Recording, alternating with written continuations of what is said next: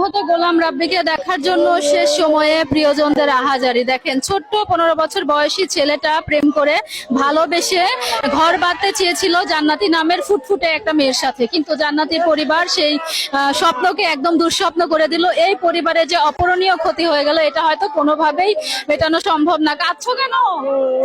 আমার ভাইয়ের মৃত্যু আমরা সহ্য করতে পারছি না। কি হয়েছিল তোমার ভাইয়ের?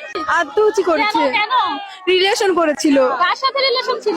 জান্নাতি মেয়ের নামে একটা মেয়ে। জান্নাতের বয়স কত? 15 বছর। আরে, তো জান্নাতিকে কি বিয়ে দিয়ে দিছে? সেটা আমরা জানি না। উনি মেসেজ দিছিল আমার ভাইকে যে ওর বিয়ে হবে, এর জন্য আমার ভাইটা মেনে নিতে পারেনি বলে আত্মহত্যা করেছে। আরে দর্শক, ভালোবাসা আসলে বলে কয়ে কোনোভাবেই হয় না। এটা আসলে বয়স, স্থান, কাল ভেদ কিছুই মানে না। দেখেন, আজকে এই 15 বছর বয়সী এই ছেলেটা জীবন মানে বোঝার আগেই পৃথিবী থেকে ঝরে গেল। আজকে তার এই করুণ পরিণতির জন্য কে দায়ী?